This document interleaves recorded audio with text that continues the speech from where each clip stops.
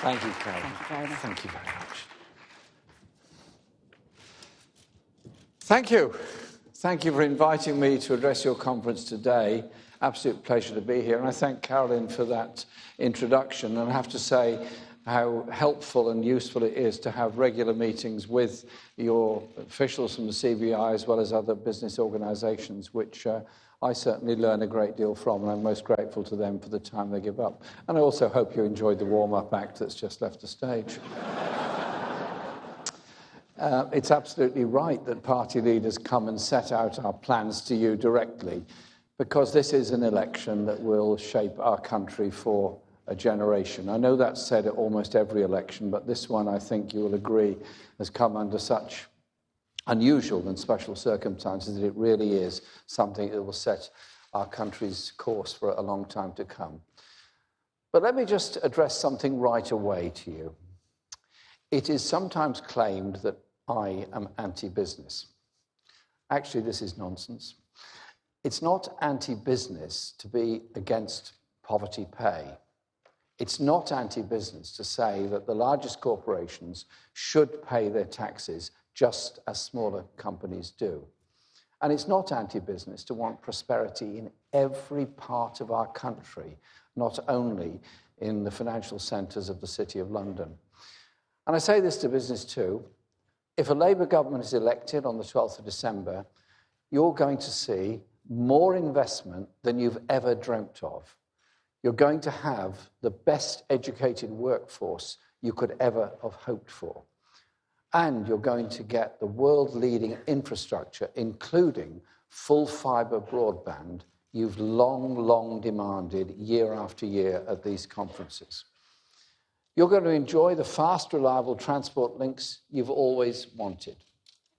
You're going to have the certainty of a customs union and access to the single market, as, again, you've advocated at every one of your conferences ever since 2016. You and your business have so much to gain from a Labour government.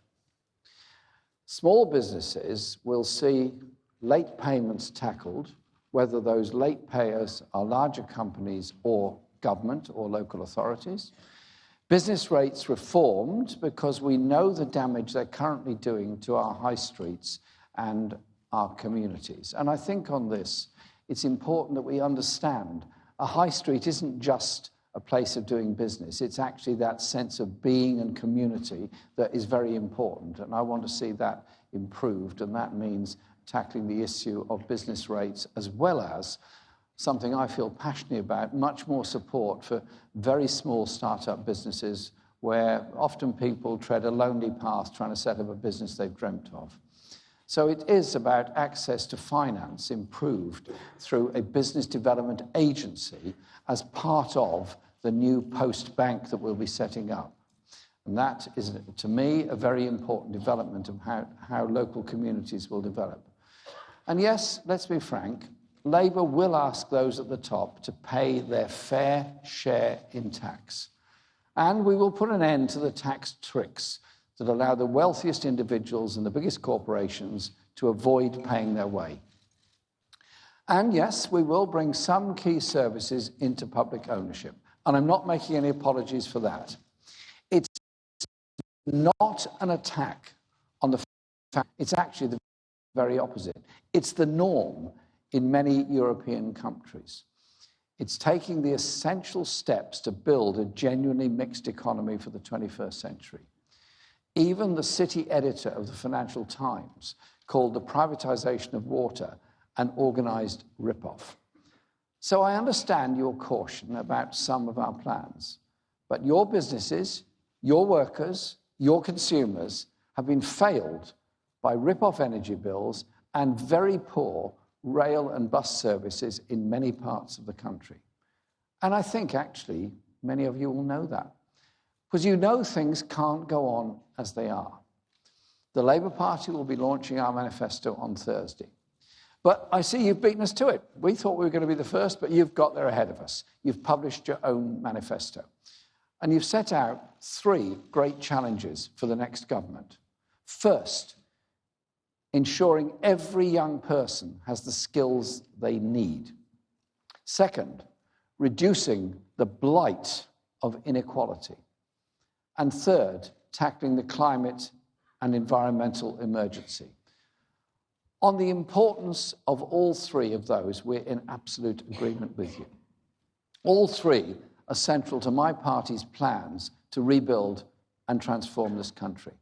And I'm pleased the CBI has made it clear that to meet those challenges, we all need to change. And you've said that the CBI is ready to play its part in this. That's music to my ears, because despite the impression sometimes given in parts of the press, Labour doesn't believe the state can do all that alone. Nor do we think the state can sit back and leave it to the market either. In government, we will set up a sustainable investment board involving the Chancellor, Business Secretary and Bank of England Governor. And there'll also be seats for businesses and trade unions on that board. A Labour government will work closely with business because it's in our common interest to build the high-skill green economy of the future. There is no time for complacency. As Carolyn Fairbairn has said, we simply cannot afford another wasted year of political paralysis, indecision and distraction while productivity and investment suffer. But I'm afraid that despite what he has said this morning, the Prime Minister's deal won't end the damaging uncertainty, and it won't get Brexit done. It will subject us to years of drawn-out, bogged-down negotiations. 3 years, maybe more, is how long Michel Barnier said a trade deal on the Prime Minister's terms would take. And the toxic deal with President Trump would take even longer. Our plan, on the other hand, will get Brexit sorted quickly and immediately end the uncertainty for business and our communities, because we won't be ripping up our main trading relationship. Because major British industries, like steel, will struggle to survive in a deal with the USA promoted by President Trump. And now we know that the Prime Minister is preparing to sell out our National Health Service to a US trade deal that will drive up the cost of medicines and lead to the runaway privatisation of our National Health Service. 500 million a week of NHS money could be handed to big drugs companies as part of a deal now being plotted in secret. Let me say this: a Labour government will exclude the National Health Service, medicines and public services from any trade deals, and will make that binding in law, because, to be quite clear about it, under us, our National Health Service is not for sale. The Tories' Brexit failure has wasted 3 years. Is 3 years too long? Enough. Labour has a clear plan to get Brexit sorted within 6 months. We will secure a sensible deal, including a customs union, close single market relationship and guarantees of rights, standards and protections, and will assure the future of manufacturing and, crucially, of the Good Friday Agreement that has brought relative peace to Northern Ireland. And then we'll put that deal to a public vote alongside the option of remaining in the EU. Only a Labour government will take this out of the hands of politicians and give it to the British people for the final say. That's not mind-boggling. It's simple and straightforward and will be settled far more quickly than the endless negotiations we face over the Prime Minister's deal. And with Brexit sorted, we will focus on delivering the real change our country needs. Labour will get our economy moving in every town, city and region with a record investment blitz, and will boost the devolved budgets in Wales and Scotland and Northern Ireland. We'll upgrade our national infrastructure with $250 billion of investment over 10 years through a green transformation fund. We'll breathe new life into every community with a further $250 billion of capital for businesses and cooperatives, and will urgently upgrade and expand our schools, hospitals, care homes and housing with a 5-year, $150 billion social transformation fund. This is investment on a scale our country has never known, bringing good new jobs and fresh growth to every part of the country. And with a serious economic plan, we can prioritise the kind of growth that we need.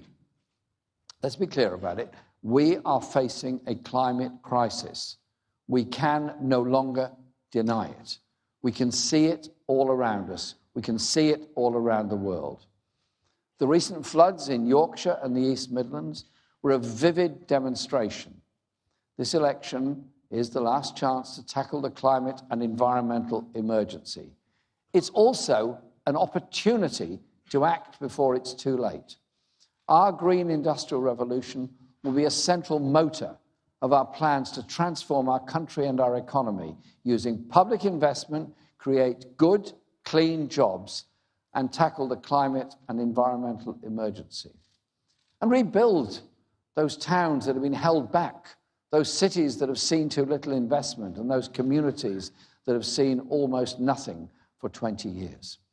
This will create huge new opportunities for businesses to expand, as well as for workers to take up new, well-paid, sustainable jobs, especially in renewable energy and green technology. We don't want anyone, anywhere, to feel they're shut out of these new opportunities. That means everyone, young and old, need to have access to education and skills training. And so, we will create a national education service, providing free education as a right to all throughout their lives. And we'll focus as passionately on technical education as on academic education. Let's leave behind the snobbery that has made further education and technical colleges easy targets for cuts. To get workers into these new green jobs, we also need to expand apprenticeships. So today, we're announcing a new climate apprenticeship program, delivering 320,000 apprenticeships in England alone during the first year of a Labour government. These climate apprenticeships will offer training to school leavers and workers looking to change jobs mid-career, creating the engineers, technicians, and construction workers we need to transition to a green economy. 2/3 of businesses worry they won't be able to fill skilled posts in the future. Climate apprenticeships will help to address that, funded with money you, as employers, already set aside for the apprenticeship levy, as well as excess dividends in our planned inclusive ownership funds. And we agree with you that the levy needs reform. So we'll give you much more freedom in how to spend your levy funds by letting funds be used for a wider range of training, doubling the amount you can transfer to small businesses in your supply chains, and giving you more time to spend your levy funds. In government, Labour will deliver real change compared to that the Tories have failed to invest in our economy, failed to deliver apprenticeships, and failed to face up to the climate and environmental emergency. This also has to be addressed in our education system, where I still think many of our children in primary schools don't get to learn enough functional skills, and secondary schools don't give enough emphasis on engineering and issues like that in order to develop greater skill levels amongst young people before they even start apprenticeships. And we'll certainly be looking into all of that through the National Education Service. Our green industrial revolution means that tackling the climate crisis and reducing inequality can actually go hand in hand, because the inequality that scars our society is not inevitable, it's not an act of God, it's not a law of physics. It's the result of deliberate policy that has made us one of the most unequal countries in Europe, both between the billionaires at the very top and everybody else, and between different parts of the United Kingdom.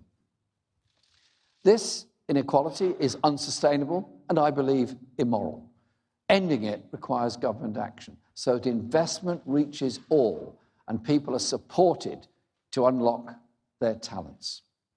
What a Labour government will do is raise the platform on which our whole society stands so that businesses and individuals can build themselves up even higher and reach their dreams.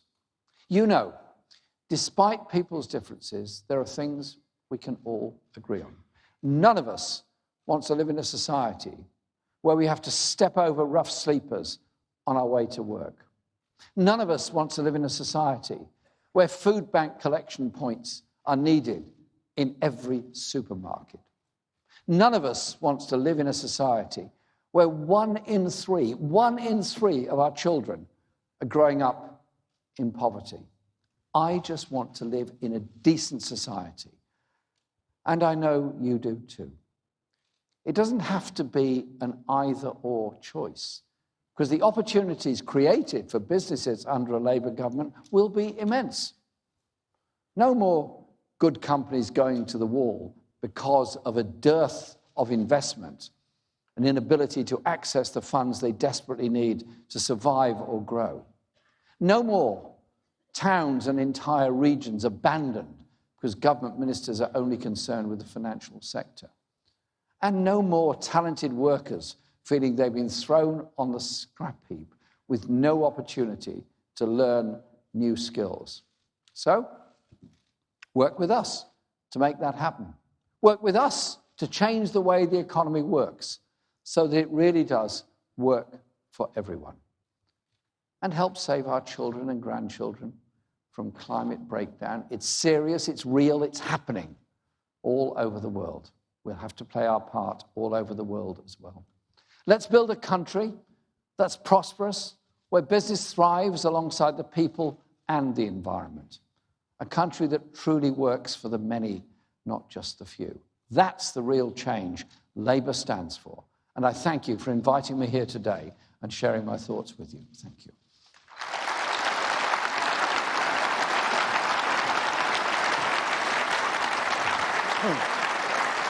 Well, thank you very much, Mr. Corbyn. Mr. Corbyn's now agreed to take some questions, first from our media representatives and then from the general audience. I'd like to take the media questions first, and I think we'll ask all three of the media who have nominated themselves. That's Simon Jack, Libby Wiener, and Sam Coates, if they'd like to table their questions, and then Mr. Corbyn will answer them. So please, Sam, you first. Thank you very much indeed, John. Mr. Corbyn, you say you need the private sector, but do you accept that when you, out of the blue, add to your list of businesses you want to nationalise with your BT announcement last week, you're actually putting off that investment, and as this Director General of the CBI said, sending a chill through boardrooms? Okay, and then Sam, I think, next, or Libby, whoever.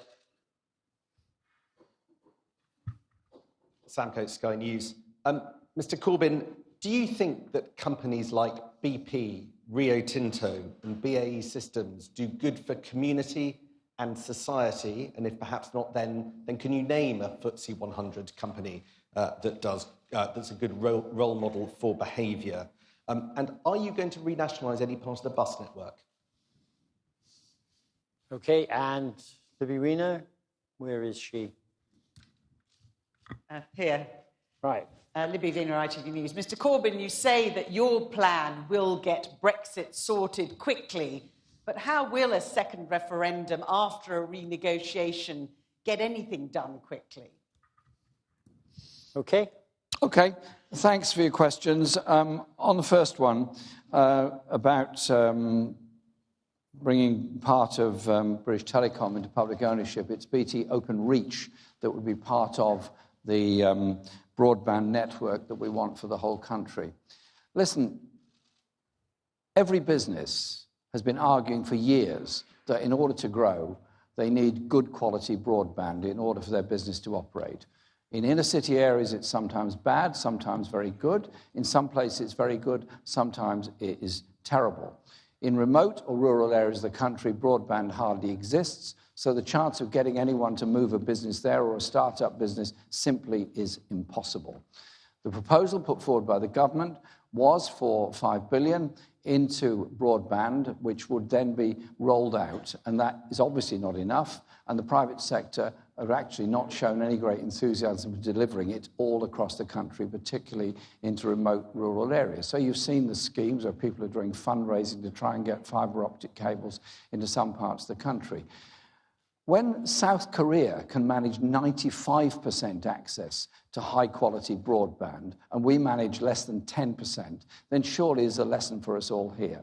So I think it's absolutely right that we should say it's a fundamental in everyone's lives that they've got access to high-quality broadband, and therefore the proposal that I announced last week at Lancaster University was for a 10-year rollout of broadband to every property across the country, starting with the areas that have the least access at the moment, moving on into the cities and so on, where access generally tends to be better.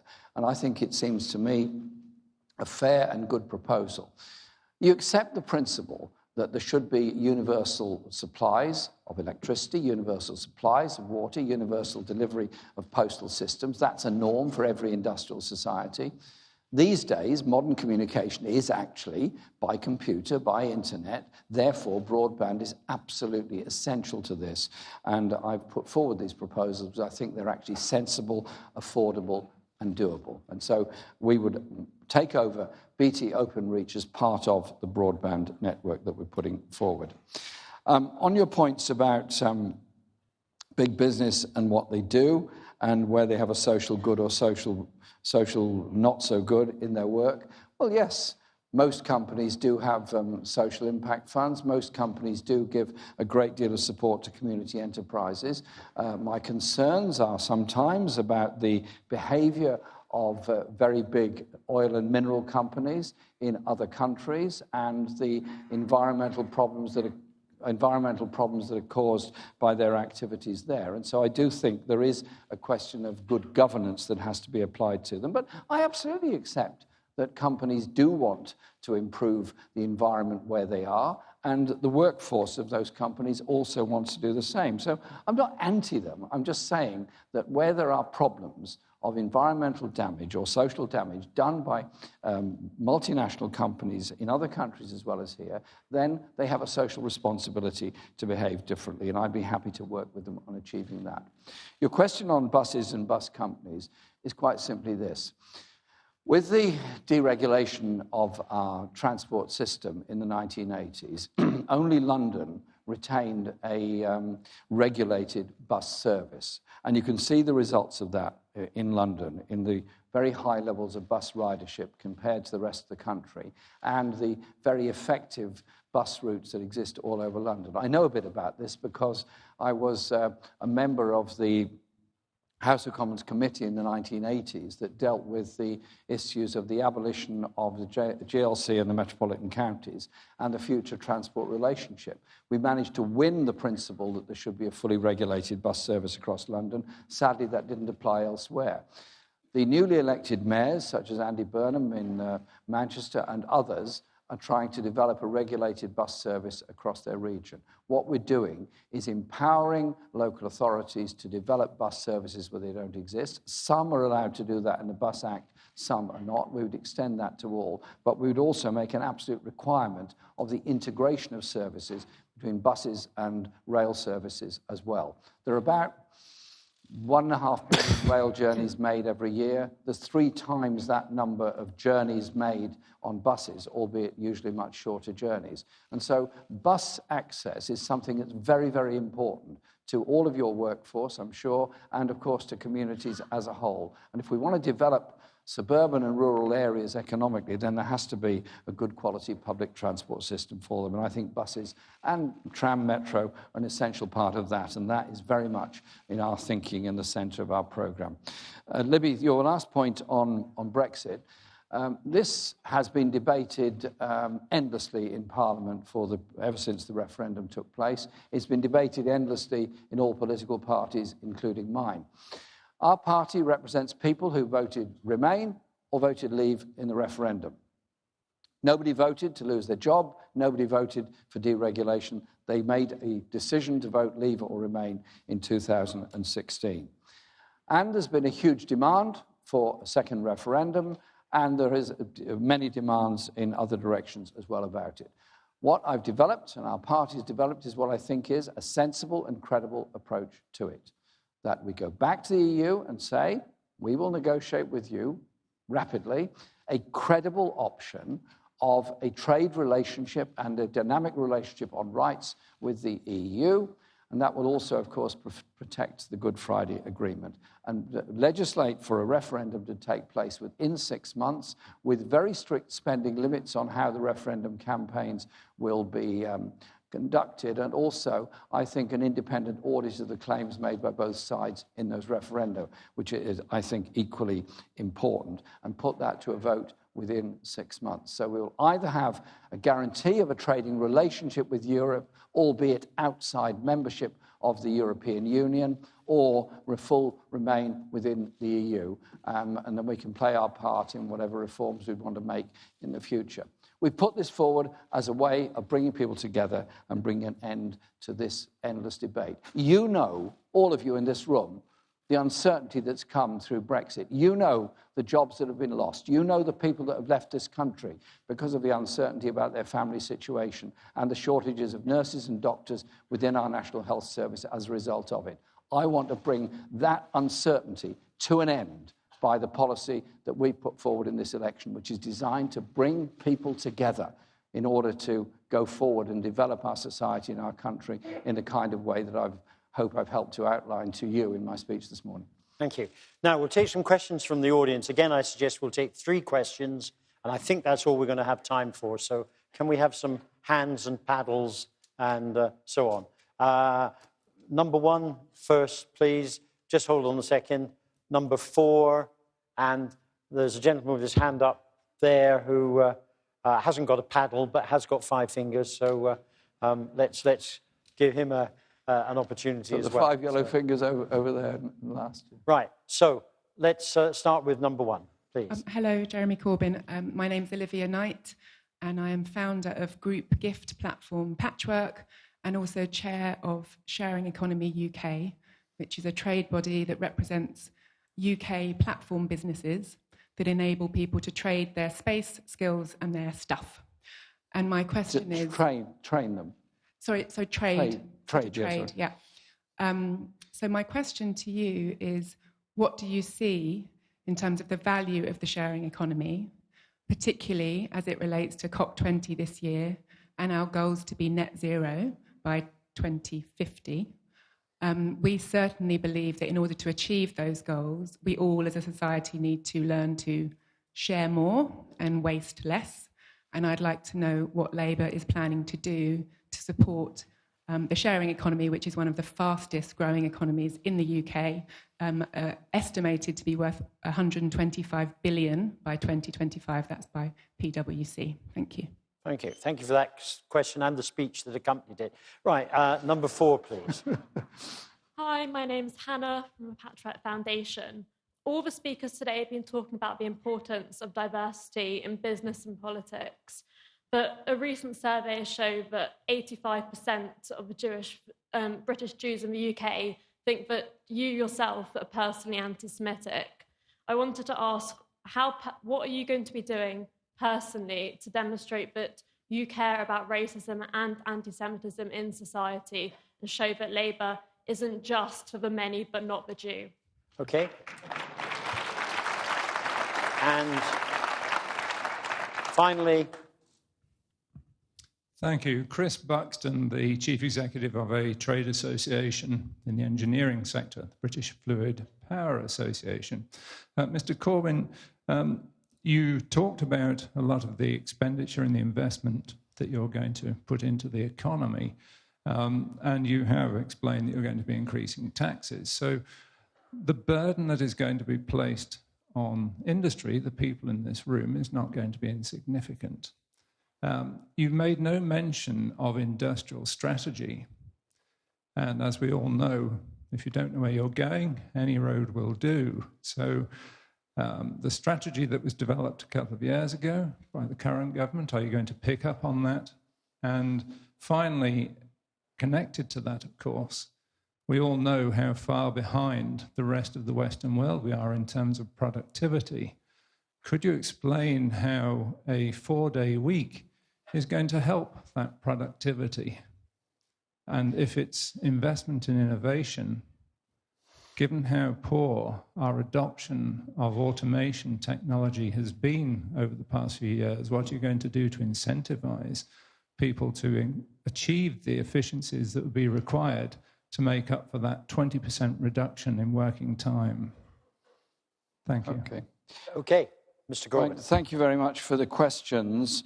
On the first question from Olivia, thanks for your question. I look forward to the next climate emergency conference being held in Britain next year, and I look forward to taking part in it. I took part in the Paris Climate Change Conference in 2015 to learn and listen to many people there. And quite honestly, we have to address the climate emergency in many ways. One is by our use of energy, the other is by the efficiency of the use of energy, and therefore our green proposals are about retrofitting of homes across the country to make them more energy efficient, and of course the levels of air pollution. But it's also about what we can do on the world stage. The point you're making about the sharing economy is an important one, and so we still waste far too much, we still reuse too little, and we still recycle too little in this country compared to many other countries. And the sort of proposals you're putting forward and working on are actually very, very efficient. We waste more food than any other country in Europe, and we have, as I said, the lowest levels of recycling. These issues can be addressed by properly funding local authorities in order to undertake the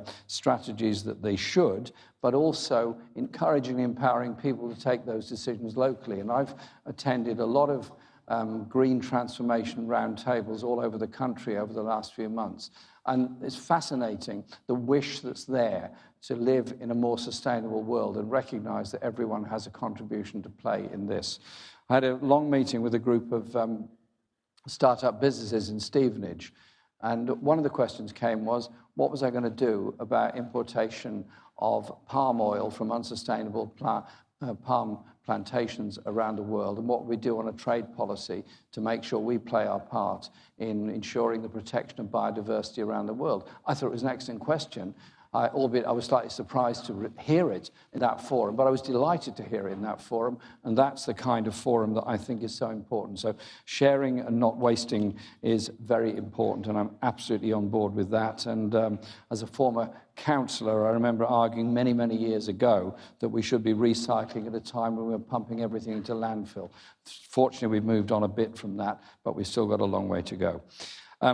Thank you for the question about diversity and racism within our society. Racism is a scourge and an evil for all of us in our lives. It's an evil within our society, be it anti-Semitism, Islamophobia, or any other form of racism.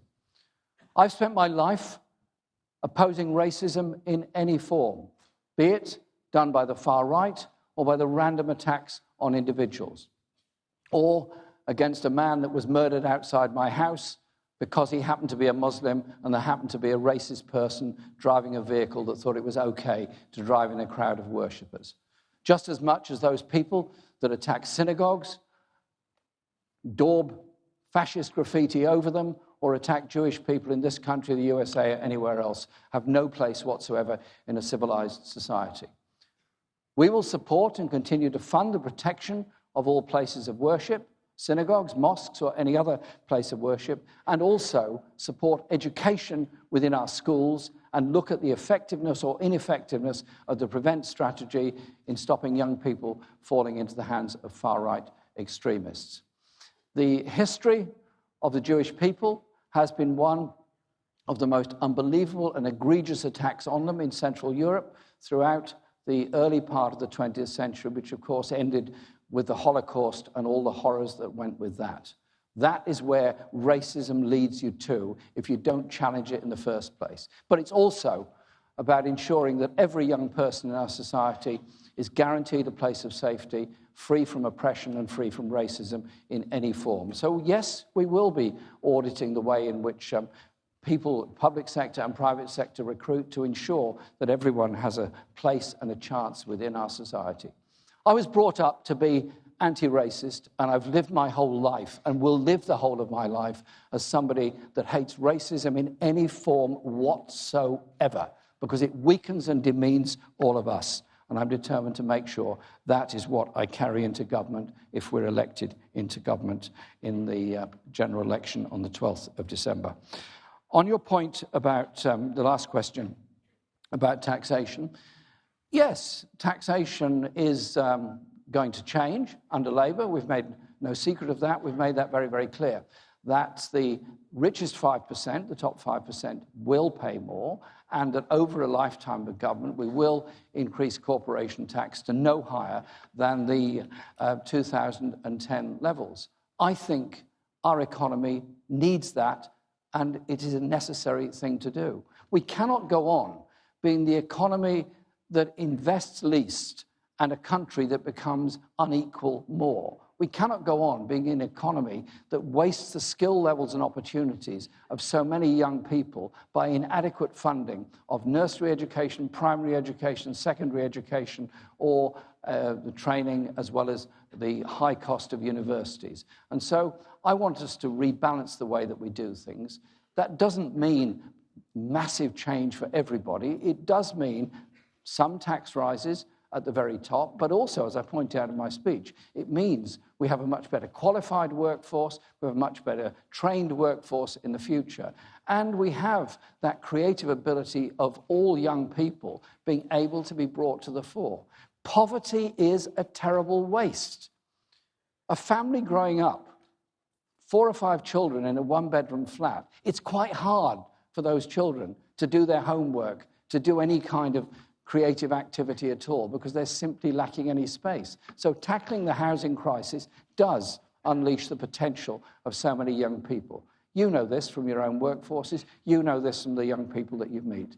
So it does mean redressing the imbalances, but it does mean also we create a more productive society, and our productivity levels are way below those of other countries. And the shorter working week that we aspire to will be funded and paid for through productivity increases, as indeed the effectively shorter working week that has developed over many years will happen as a result of that. But it is surely only right that we as a country look at ourselves, look at the stresses we have, and look at the role that government and the public sector can play in bringing about that more decent, more equal society, and the role that all businesses can play as employers as well as contributors to the local community and local economy. And I look forward to working with all of you in government in order to bring about that fairer, more egalitarian society that I think fundamentally all of us would actually sign up to and agree with. Thank you very much. Thank you.